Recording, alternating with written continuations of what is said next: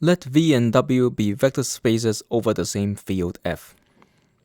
Let gamma be an ordered basis for V, and omega be an ordered basis for W. Let T be a linear transformation mapping elements from V to W. The linear transformation T has a matrix representation in the following sense.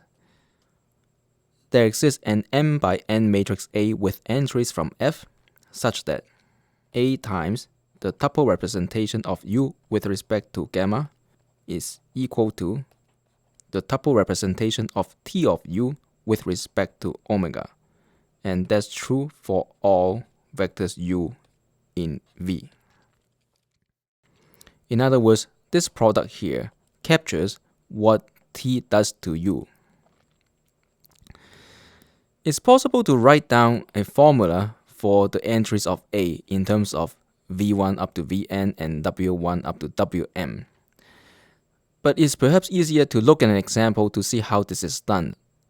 Then, with a little bit of thought, one can write down what A needs to be. So here we are going to consider the linear transformation from R3 to P2, which is the vector space of quadratic polynomials in X with real coefficients. And T is given by the following. So T of A, B, C is A minus B times X squared plus C times X plus A plus B plus C. And we'll take the ordered basis gamma to be 1, 0, 0, 1, 1, 0, 0 minus 1, 1, and omega to be the ordered basis x plus 1, x squared minus x, and x squared plus x minus 1.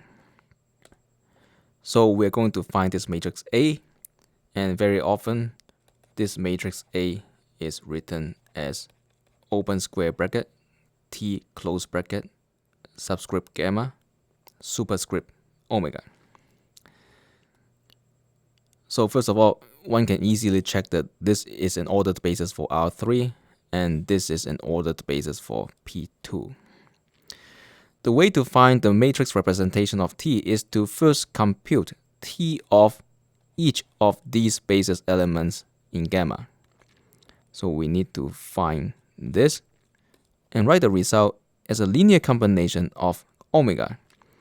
So T of 1, 0, 0 is x squared plus 1. And that can be written as 1 times x plus 1 plus 1 times x squared minus x plus 0 x squared plus x minus 1. And these coefficients here will form the first column of this matrix. So I'm going to put in 1, 1, 0. Next, I need to look at T of 1, 1, 0.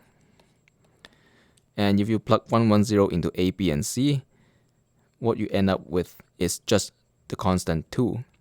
And that can be written as 4/3 times x plus 1 plus 2/3 times x squared minus x plus minus 2/3 times x squared plus x minus 1. And you put these coefficients in the second column. So this is 4/3, 2/3, and negative 2/3. And finally, we look at T of 0 minus 1, 1. If you plug 0 minus 1, 1 into A, B, and C, what you end up with is x squared plus x. And that can be written as 2/3 times x plus 1 plus 1/3 times x squared minus x plus 2/3 times x squared plus x minus 1. And so these coefficients will need to be put in the third column. Now, if you're not confident that this is correct, you can check it against a couple of vectors. So let us look at the vector u equals 0, 1, 0. So 0, 1, 0 gets mapped to the quadratic minus x squared plus 1 by t. And the tuple representation of U with respect to gamma is, well, so we have to write 0, 1, 0 as a linear combination of these three vectors here. And it's not hard to see that I need to take -1 times the first vector plus the second vector. So the tuple representation is -1, 1, 0. And if you take this matrix, let me call this A, and multiply on the left of this, what you get is 1/3 minus 1/3 and minus 2/3. What this is saying is T of U should be 1/3 times x plus 1, the first vector here, plus minus 1/3 times x squared minus x, the second vector here, plus minus 2/3 times x squared plus x minus 1, the third vector here. And now we have to simplify this. So this is 1/3 times x plus 1/3, and then I have minus 1/3 times x squared plus 1/3 x, and then I have minus 2/3 x squared minus 2/3 x plus 2/3. And so this 1/3 x and this 1/3 x together with this minus 2/3 x give you 0x. And this minus 1/3 x squared minus 2/3 x squared give you minus x squared. So I have a minus x squared, and then finally I have a 1/3 plus 2/3, so that's 1.